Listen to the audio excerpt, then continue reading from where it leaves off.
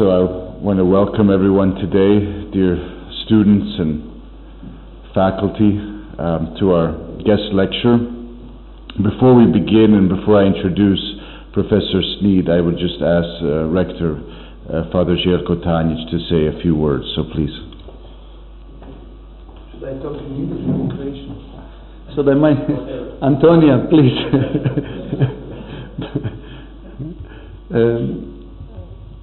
Dear Carter, thank you for coming. It's so nice to have you here. It's our privilege. Carter and me, we met already at Notre Dame in 2011, and he was really a good host to all of us, to Stjepo and me, and we saw already there what a wonderful job he's doing, and I'm grateful for that, and I'm so happy that you are here with us, with our students, some of our faculty and our guests here who came outside of university, and you are for the first time in Zagreb, I know that, for Cool Festival also, and I hope it's not your last visit to Zagreb at Catholic University. And what is also interesting that we spoke now before this lecture about possible cooperation and common work together, also work that could help also our students, maybe some of you, to go to Notre Dame. I don't know if you are good, if you are doing hard, if you are studying, and that would be something nice. With Carter, there are also two other friends coming with him from States, and Anthony and Paul. Please, can you see they are here?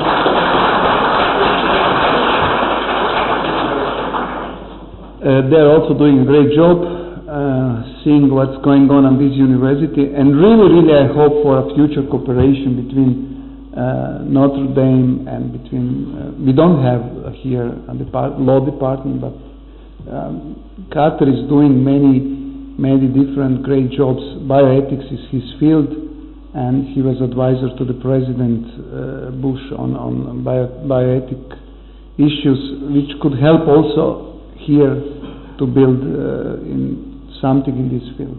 Thank you, and hope to see you soon again here at Catholic University. Thank you.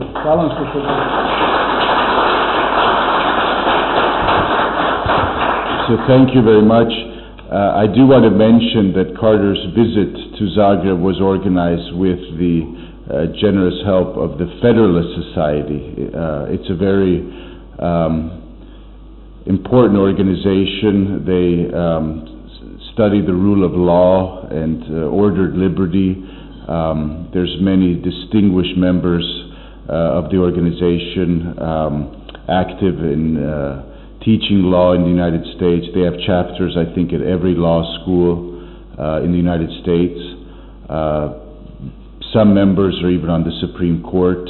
So we're very grateful to them, and thank you for coming to Zagreb, Anthony and Paul. Carter is a professor of law and heads the Center for Ethics and Culture at the University of Notre Dame. It's basically the conventional wisdom and a settled assessment that Notre Dame is the leading, most prestigious Catholic university in the United States, competing with the top universities in America. And since Carter has been in Croatia for this brief time, I've learned quite a lot from him. He's very witty, has great anecdotes, and is a man of theory, of course, but also of practice. He has experience working at the highest levels of the United States, and his colleagues on the President's Council for Bioethics are well-known figures in American public life. One of them, I think, is running for president, Ben Carson. So, very prolific group of experts, and we're very grateful that he took the time in his busy schedule to come here and share his experience with us, how bioethics is discussed, how policy is formulated in the United States. So thank you for coming, Carter. We're looking forward to your talk, and the floor is yours. Thank you very much. Thank you all. Thank you very much, Stephen and Vincent and Father Rector. Thank you all so much, and Paul and Anthony as well. On behalf of the Federal Society, thank you for bringing me here. It's been an extraordinary couple of days. The energy and enthusiasm of Zagreb and its people and this university have made a big impression on me, and I look forward to working together and to my university and your university and our shared interest to work on those things going forward into the future. It's very exciting. Today, what I propose to do is to talk about the President's Council on Bioethics. Now, every president since Ronald Reagan has had a council, a White House Advisory Commission that advises the White House on the ethical questions and public policy questions that arise from the advances in biomedical science and biotechnology and the practice of medicine. And President Bush established the President's Council on Bioethics in 2001, and I'll give you some of the history as to how our council came into being.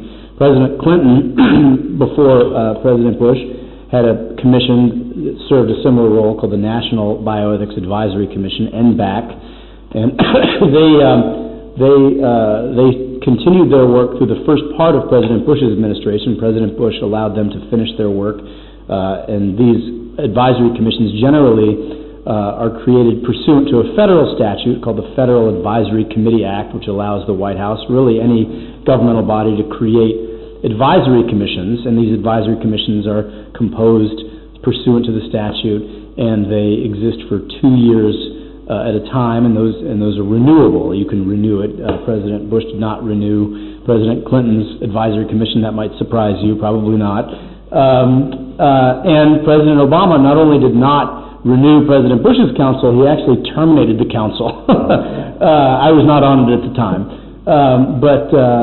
President Obama has his own council on bioethics, although its mandate is a little different from ours.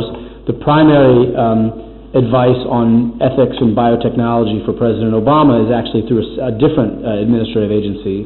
The President's Council on Bioethics in the Obama administration has a narrower mandate than we did.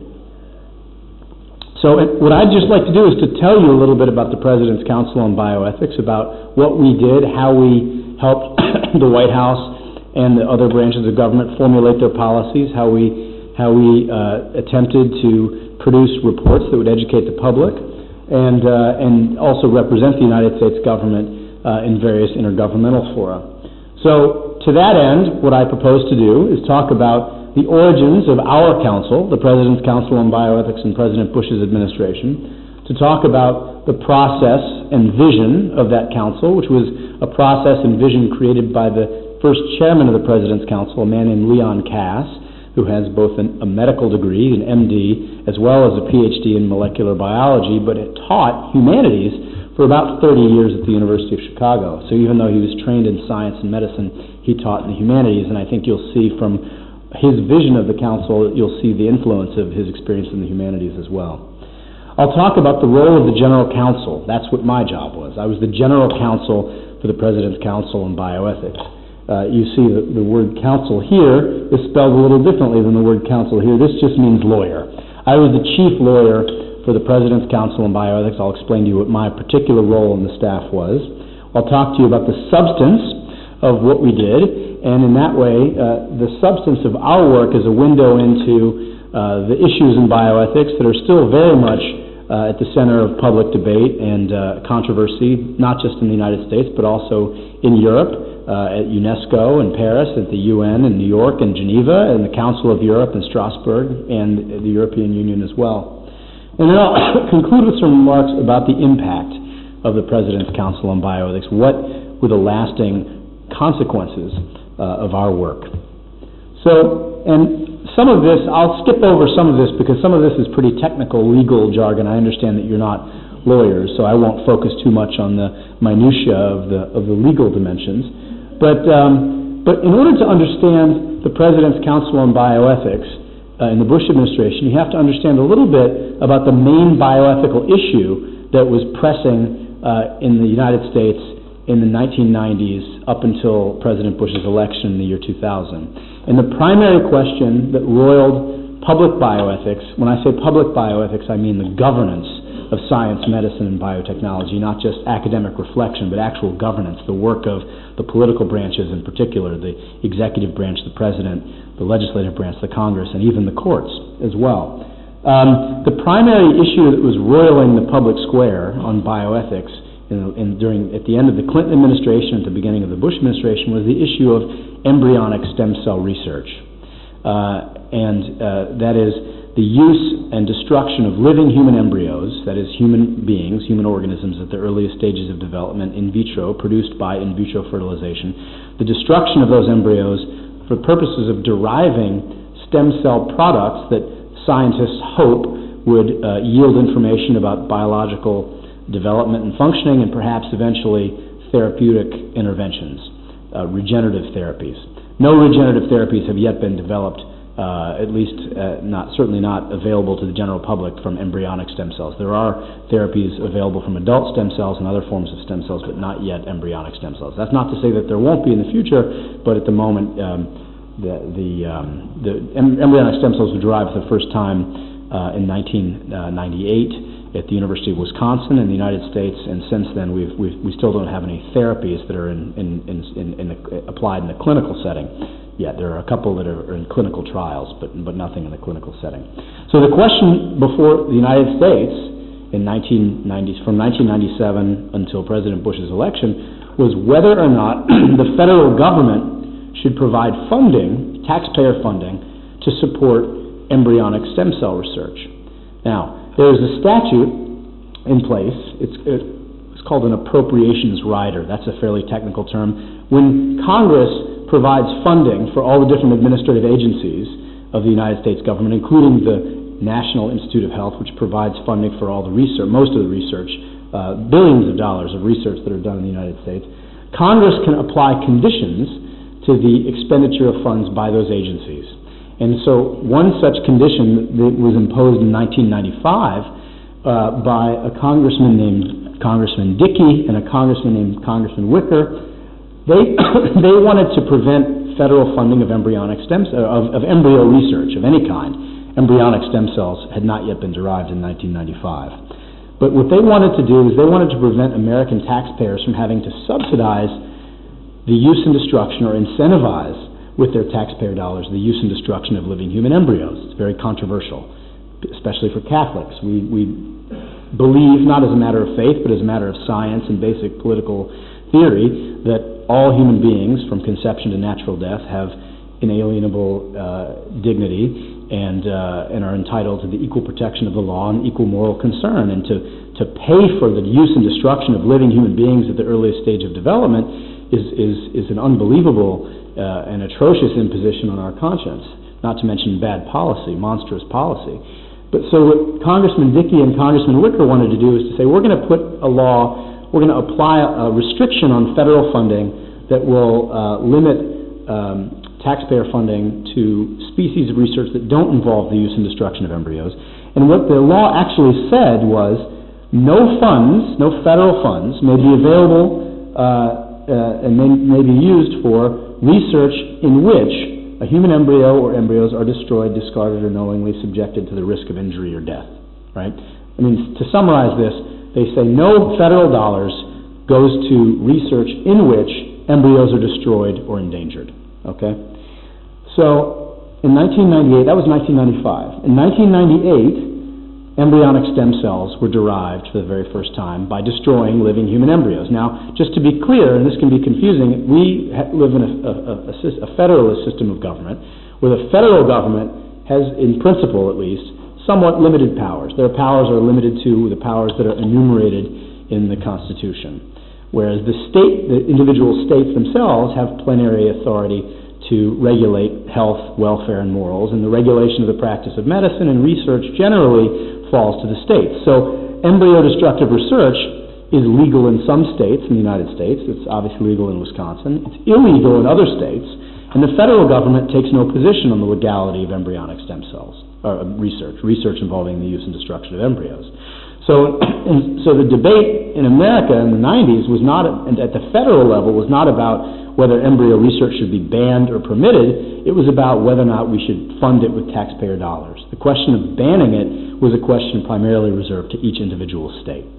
And we could talk about whether that's wise policy or not. Does it make sense to have, one state where all human beings are protected by the law, except for the context of abortion, which is an entirely different matter, and other states in which they are used as research material? That creates a kind of cognitive dissonance, the kind of intellectual incoherence that causes real concern. But that's a question we can discuss in the question period, if you like. In 1998, human embryonic stem cells were derived from the use and destruction of embryos, which created a great deal of enthusiasm on the part of President Clinton and his administration to try to find a way to provide funding for this sort of research. Now, you have the amendment that said no research in which embryos are destroyed. There's no funding can flow to that species of activity. But Harriet Rabb, who was the general counsel of the Department of Health and Human Services, read the Dickey language, the language that said no funding for research in which embryos are destroyed, and she said research on the products of the destructive act are not prohibited by that language. That is to say, all the Dickey language forbids is a person with federal dollars to destroy or endanger an embryo. If you destroy an embryo with private funding or with state funding, non-federal funds, you can then take the products that you derive from that destructive process after you kill the embryo and bring it, and in fact in laboratories they would have little red stickers and little green stickers. And the red stickers was applied to the use of equipment that was paid for by private funds. So the embryos were destroyed on one side of the laboratory, and then when the cells were derived from that destructive process, they would literally walk it to the other side of the laboratory, put it down on the equipment that had a green sticker on it, which indicated it could receive federal funding, and do research on the cells, the cellular materials that are left over after the embryo has been destroyed, and get federal funding to do that. That was the construction of the federal law. Now, obviously, that flies in the face of, that contradicts the spirit of the Dickey Amendment. The purpose of the Dickey Amendment was to eliminate incentives to destroying embryos.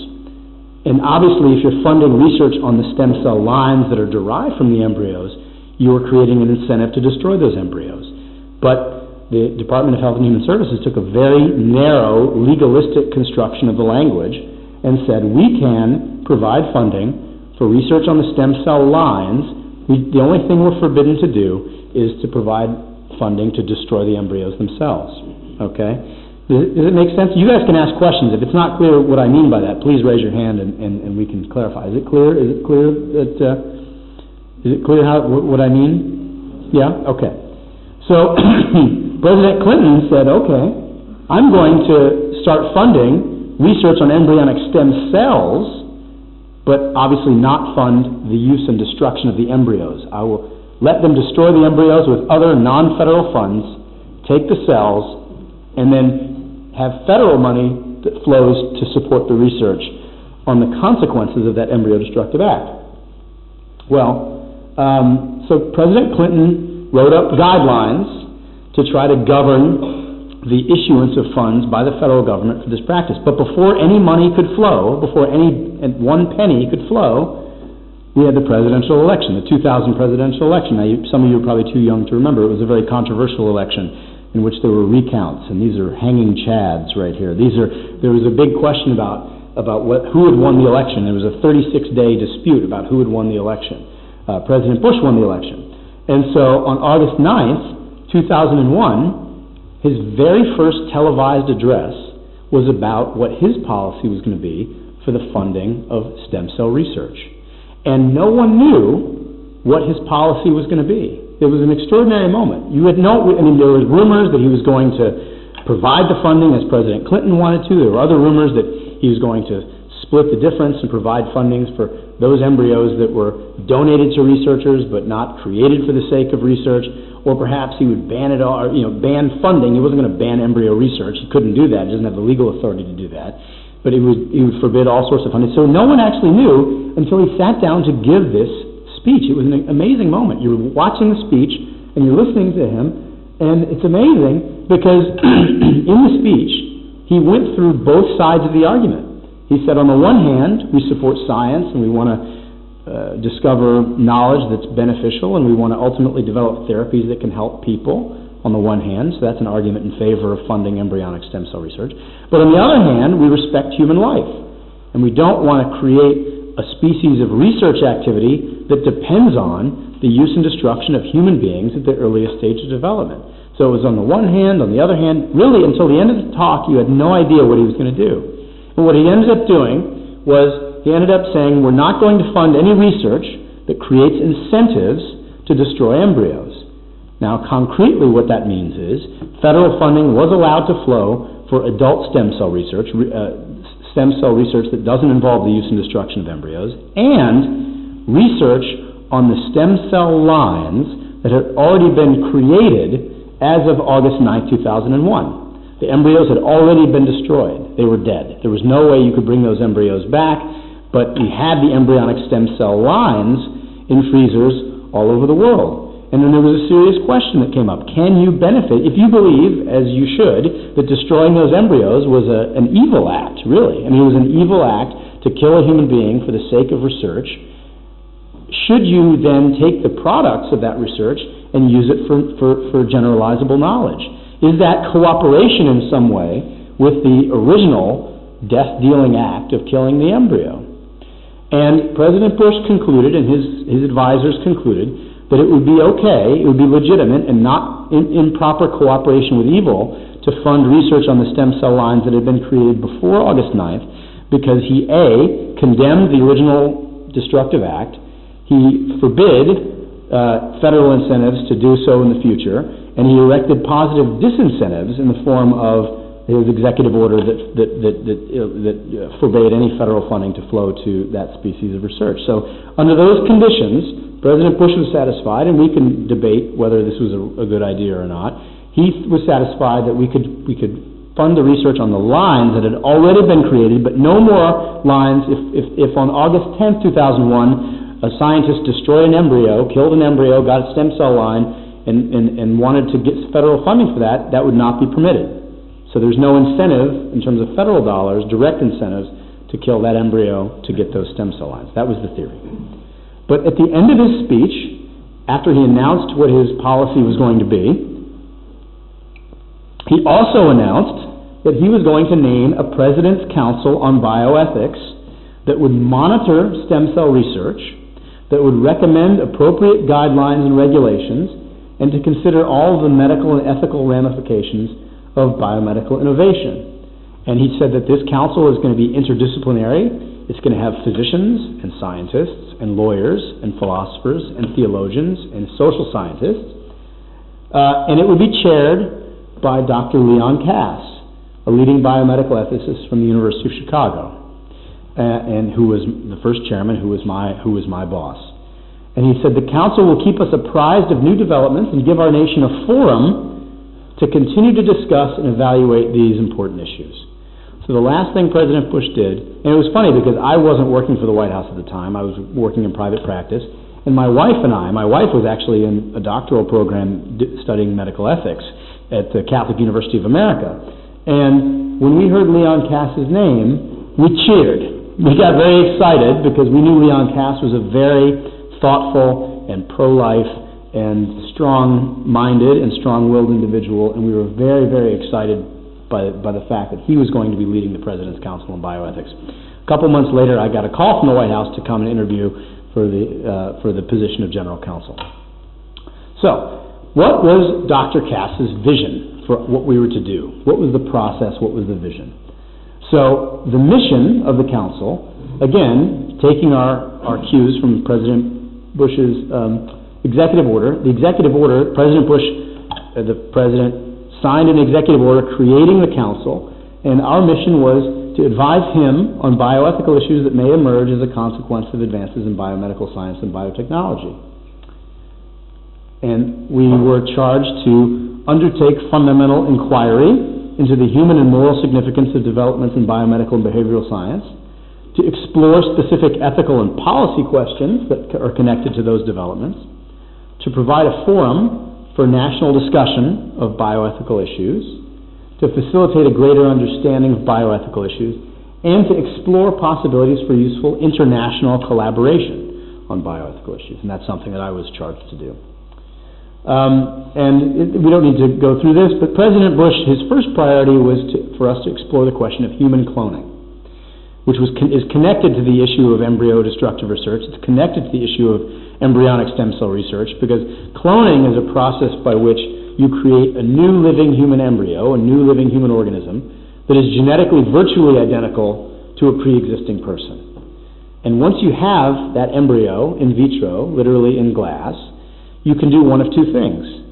You can either transfer that embryo to a woman's uterus, as you would in conventional IVF, to initiate a pregnancy, to produce a live-born child, who would be essentially the identical twin of the person who donated the nuclear DNA that would be inserted into the egg after the nuclear DNA of the egg was deactivated or removed.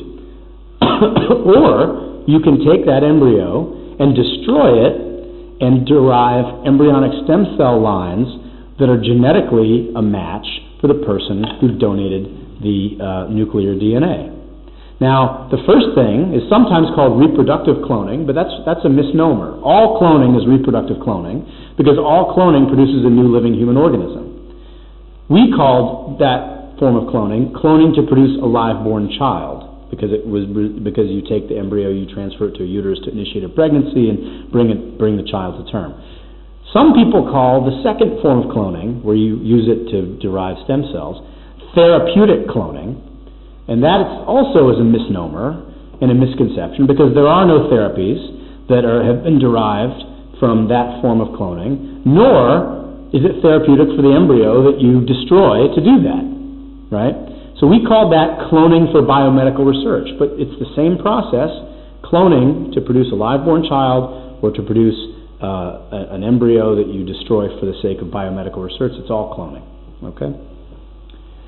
So President Bush wanted a report on cloning, and he wanted us, and he told us that in our work, in producing our reports, he wanted us to articulate every side of the argument. He wanted us to make the argument in favor of cloning, the argument against cloning, in their strongest forms, so that he would have the benefit of all the possible options on the table.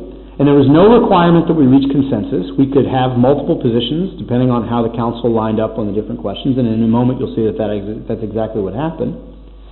We were also told that we were not responsible for specific regulations, to oversee specific regulations or projects, although we'd make recommendations about regulations. And also we were able to accept suggestions and make recommendations to the heads of other government agencies. So we had 18 people on the President's Council, 18 members of the Council on Bioethics, that Leon Cass primarily appointed, and it was a very diverse group. They had very diverse opinions, not just on bioethics, but on politics more generally. I would say about half of them not only voted against President Bush in the 2000 election, but really actively disliked President Bush, which is hard to imagine. But that's what they did. And the original members of the President's Council on Bioethics were Leon Cass of Chicago, Robert George of Princeton, both conservatives. Dan Foster, who's a very liberal person. He's a medical doctor. Teaches a professor of medicine in Texas. Stephen Carter, who is a moderate Yale law professor. Marian Glennon, who's a conservative law professor from Harvard. Michael Gazzaniga, who's a very libertarian cognitive neuroscientist, then at Dartmouth. Alfonso Gomez-Lobo, who passed away a couple years ago, a conservative philosopher. Paul McHugh, who's a moderate center-right psychiatrist. Bill May, a very liberal Protestant theologian. Michael Sandel, a very liberal communitarian political philosopher. Janet Rowley, a very liberal researcher, a cancer researcher at the University of Chicago. James Q. Wilson, a political scientist, who for many purposes is a conservative, but on bioethical questions probably be more fairly classified as a liberal. He's in favor of embryonic stem cell research. Gil Meilander, an extraordinary theologian, Lutheran theologian, conservative. Rebecca Dresser, very liberal feminist law professor. Francis Fukuyama, moderate political theorist, on bioethical questions, probably center-left. Bill Hurlbut, a moderate physician, teacher at Stanford University. Elizabeth Blackburn, Nobel Prize winner and liberal scientist. And Charles Krauthammer, who is a conservative journalist but trained medical doctor, MD in psychiatry, who is mostly conservative but on social questions can be a libertarian. So as you can see, it's quite a diverse council, and it's a very unusual thing to have a White House advisory commission that is politically diverse. Usually you pick a commission that will affirm what you already want them to say. In this case, Dr. Cass didn't want to do that, and President Bush allowed him to appoint the members that he wished. Which one of them hated President Bush? Many of them did. Let's see, Dan Foster, Mike Gazzaniga, Bill May, Michael Sandel, Janet Rowley, Rebecca Dresser, Elizabeth Blackburn. They all, in fact, Janet Rowley, when she was interviewed by the White House, in order to be appointed to this commission, you have to be interviewed by the White House Personnel Office. And one of the questions they ask is, are you comfortable working for President Bush? And Janet Rowley's answer to that question was, I'm not working for President Bush, I'm working for Leon Cass. And so Leon Cass got a phone call saying, we're not going to let you put Janet Rowley on the council because of this response she gave, and Leon said, you have to put her on the council, and they agreed to do it. So, this is Leon Cass, a very handsome man.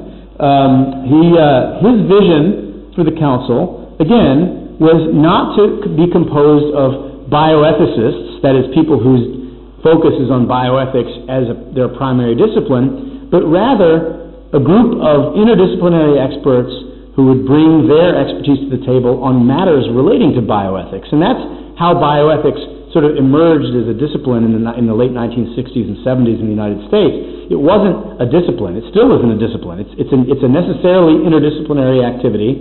And if any of you are thinking about bioethics as a career, my suggestion is get a law degree, get a PhD in theology or philosophy, get an MD, or in something in social sciences.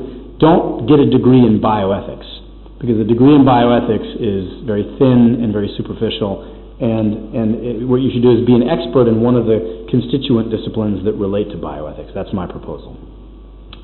The method of inquiry would be to focus on the deep human questions, the human questions that animate these issues, not each question as a technical matter, but rather to prepare the groundwork for pursuing the fruits of biomedical research while preserving a way of life and a way of thinking that remains truly human with all the goods that entails. So Leon Cass's vision was a very humanistic vision. We were going to do bioethics with an eye to what it means to be human and what it means to flourish as a human being. That was our first point of departure. And just as a technical matter, any White House Advisory Commission, and ours included, was subject to transparency laws. All of our meetings were open to the public. There were transcripts of every meeting, which were posted online. There was a moment in each meeting where the public was allowed to make comment, and there were, of course, ethical limits on the membership and the work that we did, subject to, we couldn't have conflicts of interest. We couldn't.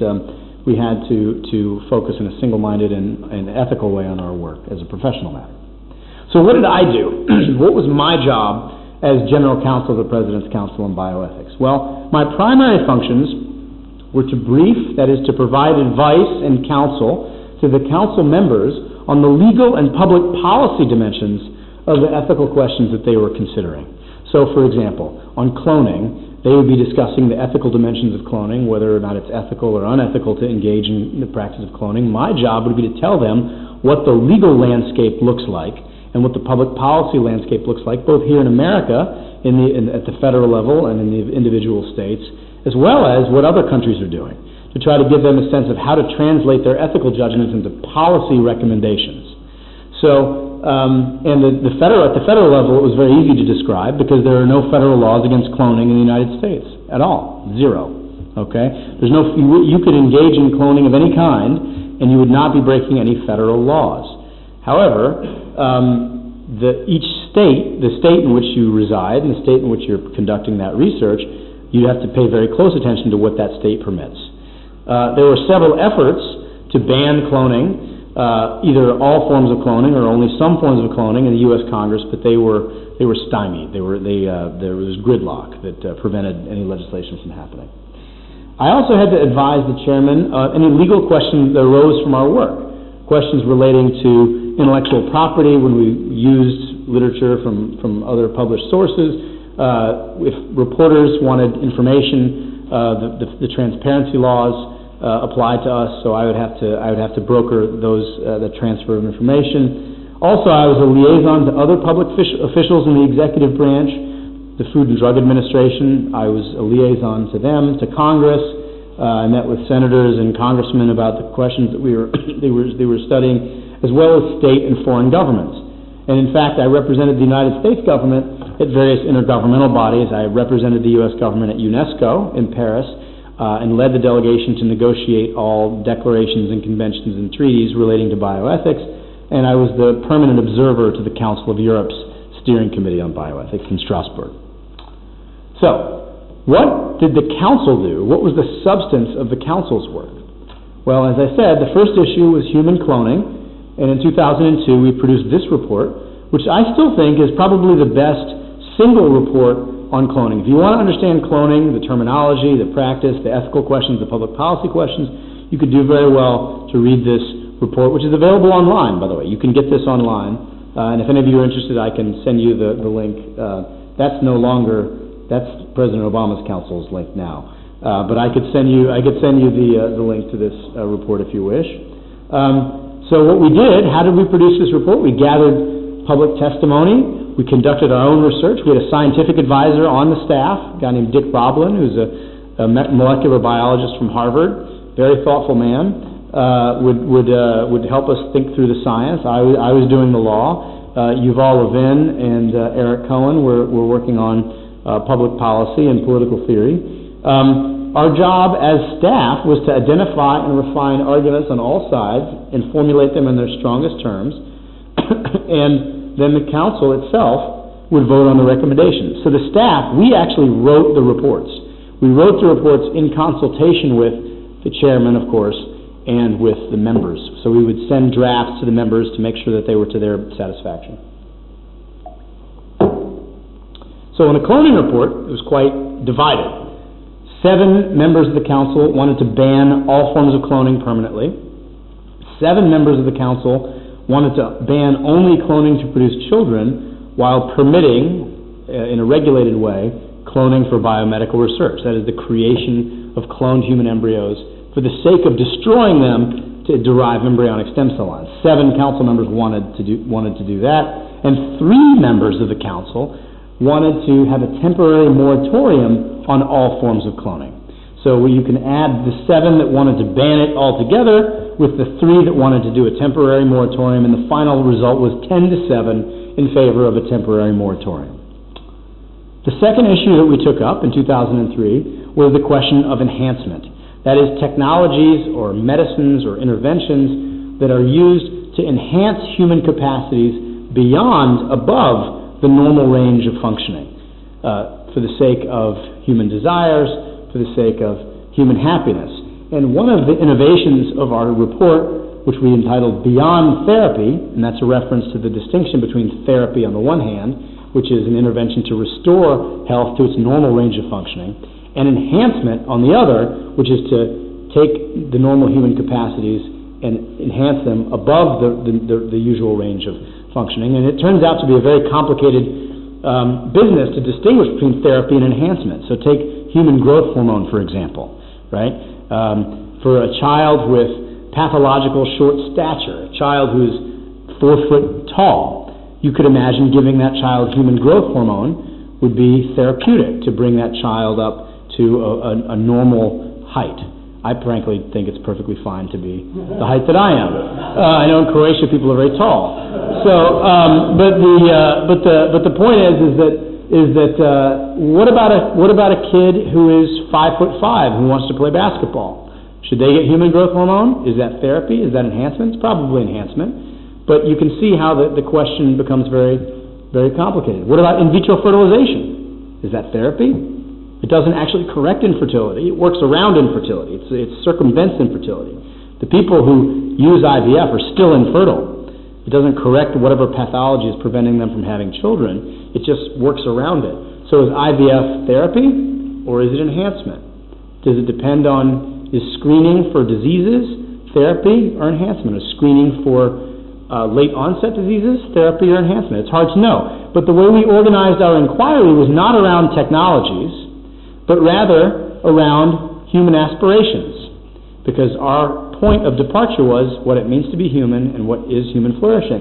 So each chapter was organized around a human desire, a human aspiration. So the pursuit of happiness, the use of interventions for the pursuit of happiness. By the way, better children. We all want to have well-functioning, high-achieving, happy children. And then the question of psychopharmacology is a perfect example of the vexed nature of the therapy enhancement distinction. What about Ritalin? Ritalin, or for children who have ADD, attention deficit disorder, giving them certain stimulants to focus their attention. Well, that works for people who have ADD. It also works for people who don't have ADD. It enhances wakefulness. It enhances focus. So to take Ritalin for a higher SAT score, is that enhancement? Is it therapy?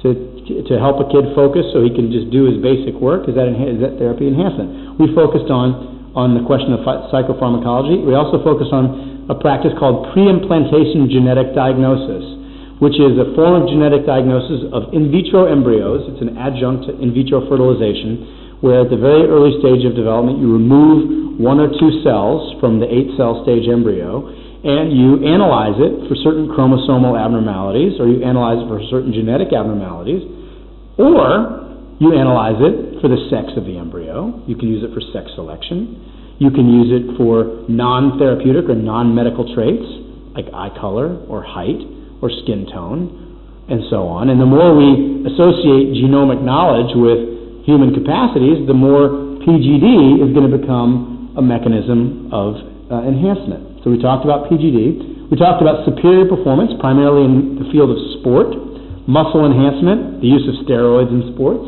We talked about ageless bodies, the desire to live longer. We talked about life extension research, telomere lengthening, which is a form of research that Professor Blackburn worked on. And then finally, happy souls, neurological interventions for adults, antidepressants, other forms of neurological interventions to produce brighter moods, to enhance memory, in some cases to suppress memory, a whole variety of topics. We concluded with moral reflection. We didn't make any policy recommendations. It was simply a kind of theoretical document to try to help provide categories within which to think about these topics and these issues. We produced a reader in bioethics, a reader from 2003 called Being Human, which was simply a group of selections, excerpts from works of literature and philosophy and art in Western civilization that echoed bioethical themes. Section 1 of the book was on natural imperfection and human longing. In fact, Nathaniel Hawthorne, famous American author, wrote a short story called The Birthmark, which was the first thing that the President's Council on Bioethics talked about in its very first day. And we got a lot of criticism for that, because why is the President's Council on Bioethics talking about a work of American literature? Well, the story of The Birthmark, I don't want to spoil it for you, but it's about a scientist who has this obsession with perfection. And he has a beautiful wife that he loves very much, but she has one birthmark, one imperfection in her appearance. And he uses all of his powers, all of the powers of science and technology to try to remove that birthmark. And he succeeds at the end and removes the birthmark, but the consequence is she dies as a result. Okay? And so basically it's a sort of interesting analogy and metaphor for the quest for perfection and the intolerance of imperfection in the use of biotechnology. And the birthmark was part of this book.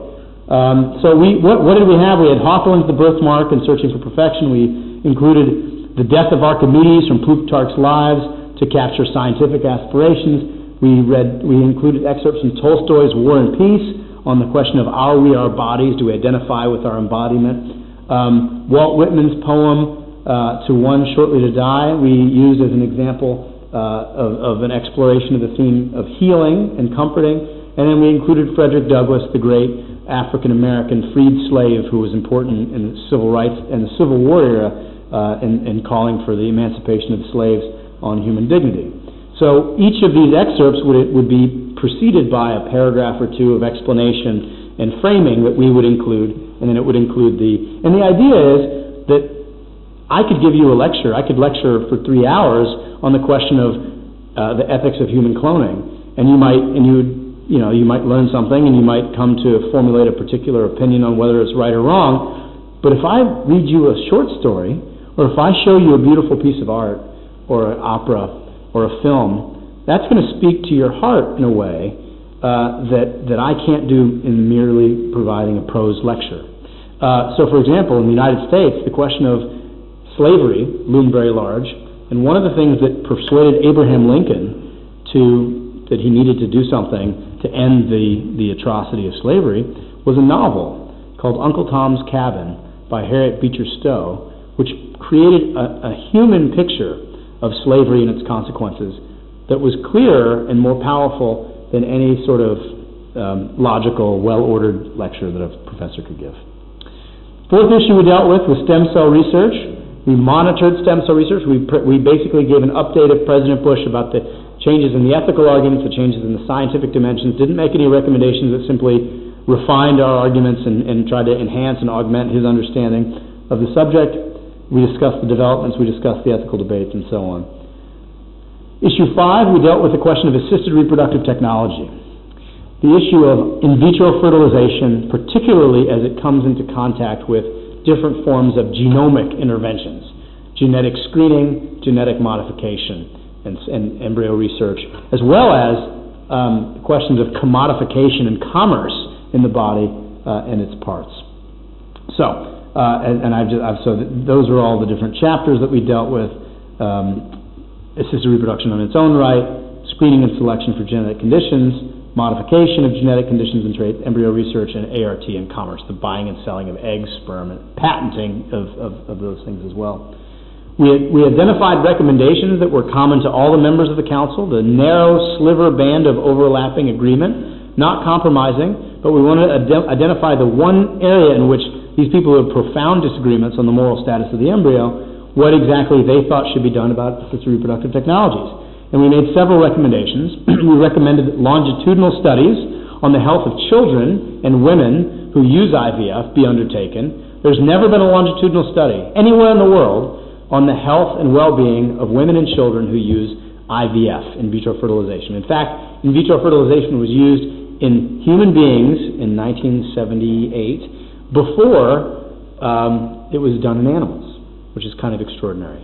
And because it's the practice of medicine, the federal government doesn't regulate it. It's regulated by the states, and it's regulated through licensure and certification of physicians. We recommended improvements to existing ART surveillance by the Centers for Disease Control in the name of patient protection and customer and consumer protection. We recommended increased vigilance and self-regulation by the professionals who were doing these practices.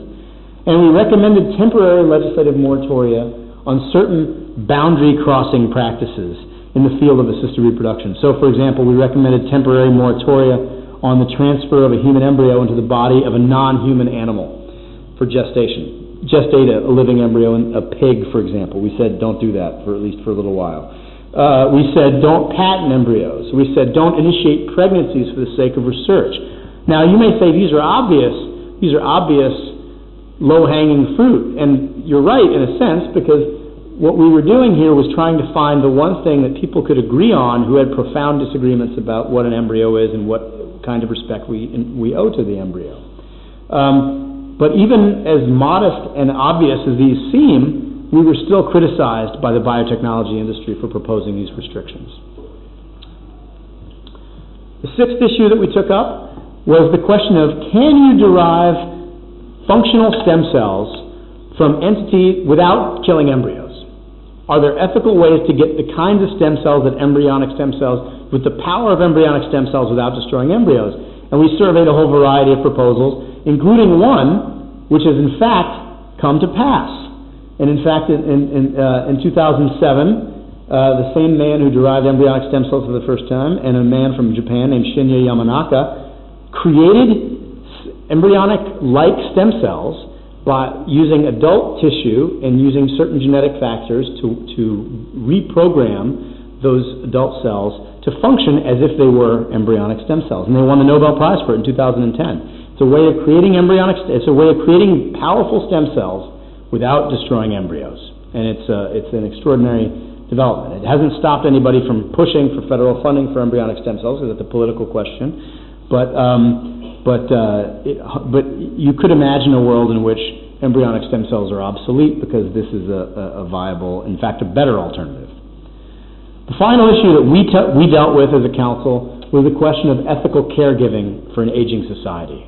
In America and Europe, we have a sort of demographic tidal wave of elderly people, right? These people are going to, and not only because of the advances in biomedicine, people are living longer, and the cause of their death is generally a degenerative kind of gradual wasting away, which has cognitive features to it. So there are a lot of folks we're going to be dealing with a lot of people who are suffering from cognitive impairments, dementia in particular. And what we wanted to talk about was, how do you care for those folks rightly? How do you care for those folks in a way that honors them and honors their humanity and is fair and just and sustainable? And so we took up the question of the dilemmas of an aging society, the limited wisdom of advanced directives, that is the sort of living will which tells your healthcare provider what you want to do, and depending on certain circumstances. We articulated ethics of caregiving as a general matter, and we focused on hard cases. We concluded that euthanasia and assisted suicide are antithetical to ethical caregiving and should, for people with disabilities, and these practices should always be opposed. Euthanasia and assisted suicide are always wrong, and they're never a fitting way to deal with human suffering and human decline. Which is amazing that we got unanimity on this point. Now, it could be that some of the members didn't read that part of the report. But more likely, physicians and scientists tend to still be clear-eyed about assisted suicide and euthanasia. We also concluded that the goal of ethical caregiving, and this actually, you might recognize this tracks Catholic social teaching very, very closely. And even though Leon Cass is Jewish and Gilbert Meilander is a Lutheran, everyone agreed with this framework, which tracks very carefully what our church has taught for a very long time about ethical caregiving, especially at the end of life. The point of ethical caregiving is not to extend life at all costs. Not every single intervention to extend life is morally obligatory, not every intervention. But at the same time, the purpose of medicine is always to benefit the patient that you have in the condition that he currently is in. And you may never, under any circumstances, take an action that aims at the death of your patient. You can't do that. That's tantamount to assisted suicide or euthanasia. But what you can do is you can forego those life-sustaining treatments if the intervention, not the underlying condition, but if the intervention that you're talking about, whether it's a ventilator or dialysis or chemotherapy or whatever, if the intervention is futile, that is, if it doesn't work, doesn't achieve the desired effect, or if it's unduly burdensome. That is, if it causes great pain, or if it bankrupts the individual, or if it deprives them of a kind of presence to their family in the way that they wish to be. But we're talking about the intervention. We're not talking about the underlying condition. To say, I'm tired of living, I wish to decline in life-sustaining treatment, that would not satisfy this framework. It would satisfy the framework if you say, I'm dying in 6 months, I would like to go home and be with my family. I'm not aiming at my own death. I'm choosing a different kind of life in which, because the intervention that's being proposed to me is either unduly burdensome or it won't work. It's futile. And in Catholic social teaching, the terminology we use for a kind of intervention that is unduly burdensome or futile is extraordinary means. Ordinary means are means that achieve their approximate result and are not unduly burdensome. So ordinary and extraordinary are not tools of analysis, they're conclusions. They're conclusions, they're labels that you apply to interventions that are either not unduly burdensome and efficacious, or unduly burdensome or futile. Okay? We concluded that advanced directives and living wills, while valuable in a certain respect, are not the most human way to deal with decision-making once you lose the capacity to make decisions. You cannot bind yourself with a legal document in the future in a way that anticipates every contingency or even anticipates how you're going to feel at that point. Or even how, and in fact there's a lot of interesting social science evidence that shows that doctors not only, in some cases, don't understand the living wills as they're written, they don't bother to read them and they don't enforce them, and only 18% of people have them. The better thing to do, and the more human thing to do, is to have a person that you trust serve as a durable power of attorney, a person who loves you and has your best interest at heart, to make a decision in your best interest. Now, an advanced proxy directive can be helpful, but what you need is a human being making a decision in your best interest. We made several other recommendations, policy recommendations, as to how to deal with the problem. I represented the U.S. government in intergovernmental bodies. I was I negotiated the Universal Declaration on Bioethics and Human Rights at UNESCO from 2004 to 2005. I was the permanent observer to the Council of Europe in that same time period, actually in 2008.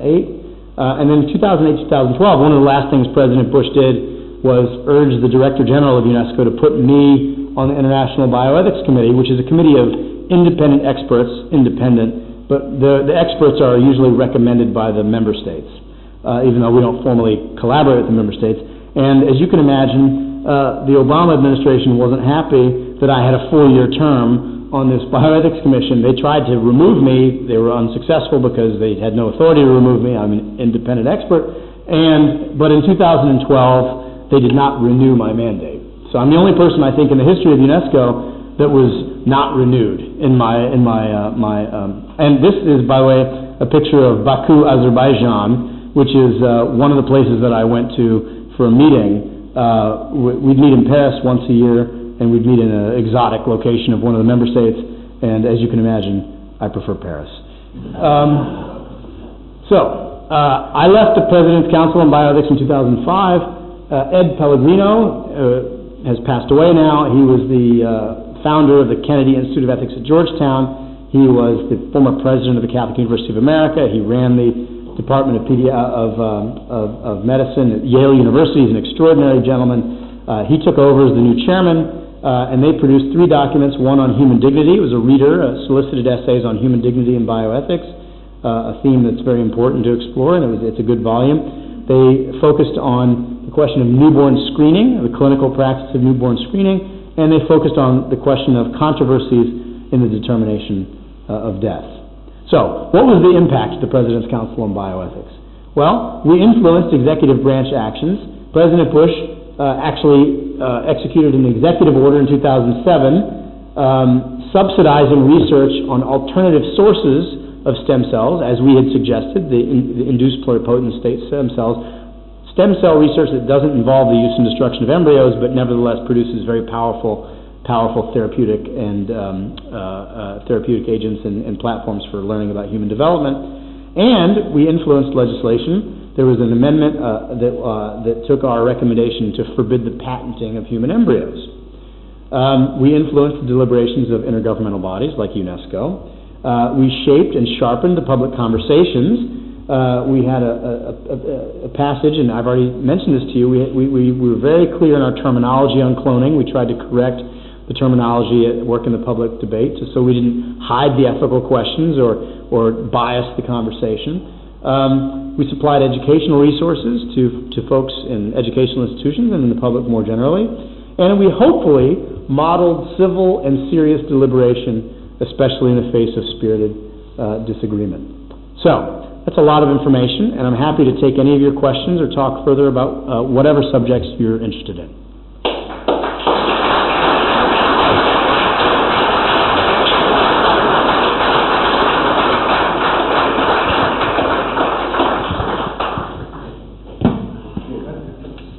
So thank you very much, Carter, for that very informative talk. Very informative, quite amazing in one lecture. So please, we'll have about 10 minutes for questions, so the floor is open.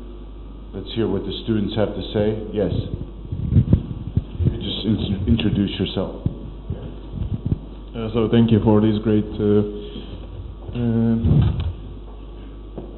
speech. My name is Luca. I'm student of geology, but I'm interested in biology and philosophy also. I have many questions, but I don't want to privatize this discussion, so I will ask you maybe one or two questions. 2 days ago, I was at student bioethical workshop in Mali Lošinj. I was having I was doing one investigation in field of tissue transplantation and biobanks. So I investigate that first biobank was in United States in 1949, the U.S. Navy tissue bank. So I'm interested in what influence of that biobank was in America, and I suppose that was in Navy let's say Navy interest. So for Marines and and second, what was cooperation in your field, and what was the influence of all lawyers? And you were saying about libertarians and conservatives, and in theologicals, and I don't know what was the cooperation between all of that. Yeah, all of these different experts from different fields. So I'll take both questions. The first question is about biobanking. Now, the President's Council did not take up the question of biobanking. It was an issue at the Council of Europe when I was there as permanent observer. Key issues in biobanking involve privacy, obviously, privacy of the information that is obtained with respect to the samples that you're banking, questions of commerce and efficiency and cost-benefit analysis and so on. It's not an area of expertise for me, biobanking, but I think that the paradigm from the 1949 biobank has not changed all that much. I imagine there have been enhanced attention to privacy matters. With respect to the military, of particular interesting issues of privacy and autonomy, given the fact that these folks their freedoms are greatly reduced, given the fact that they're serving in the military. With respect to the question of what is the contribution of lawyers to the interdisciplinary conversation at the President's Council on Bioethics, and more generally to the conversation in bioethics, I think lawyers are extremely valuable, and I'm obviously not objective about this because I'm a lawyer, but I think lawyers are valuable, first of all, in the most obvious sense, in that the law is the way moral principles becomes operationalized and applied in the public square. People say, and you may hear this sometimes, and I would caution you against taking this proposition seriously. Some people say, oh, we shouldn't ever legislate morality. We should keep morality over here, and we should keep law and policy over here. And that's an absolutely incoherent statement. All law is our moral judgments that are infused and enforced with the coercive power of the state. That's it, right? I mean, that's a fairly reductive definition of law. But the point is that every law, and the best way to understand law, is to focus on the normative, that is the moral or ethical good that the law is seeking to promote, or the harms that it's seeking to avoid. And so that will help you to understand what the law is in the first instance, whether it's a good law, whether those purposes are good, and then you can learn, you can ask yourself the question of whether or not the mechanisms of the law, the means of the law, are well suited to pursue that purpose. Is there a fit between the mechanism of the law and the purposes of the law? And I teach my students at Notre Dame, and I teach all law students, and any person who is a citizen of any country where there are laws, that this is the best way to understand what the law is and how it works. Even though something as simple as a speed limit, right, on a highway, is the result of a very complex moral and ethical deliberation balancing and weighing different goods. The goods of commerce and the goods of mobility and freedom on the one hand, with safety on the other, with pollution and sustainability on the other. All of these very serious goods are balanced, and they finally culminate in the form of a speed limit that looks like just a purely regulatory number. But the way to understand that number is to drill down and think about the ethical deliberations that produce that result. And so what lawyers can do in the bioethical context is to obviously describe what the legal landscape looks like, but more importantly, they can offer a critique of legal proposals, they can formulate legal proposals on their own, and they can, because the currency of law is argumentation and words and language, they can help refine and clarify the ethical distinctions and the policy distinctions that matter a lot when you're trying to move from theory to practice. Next question.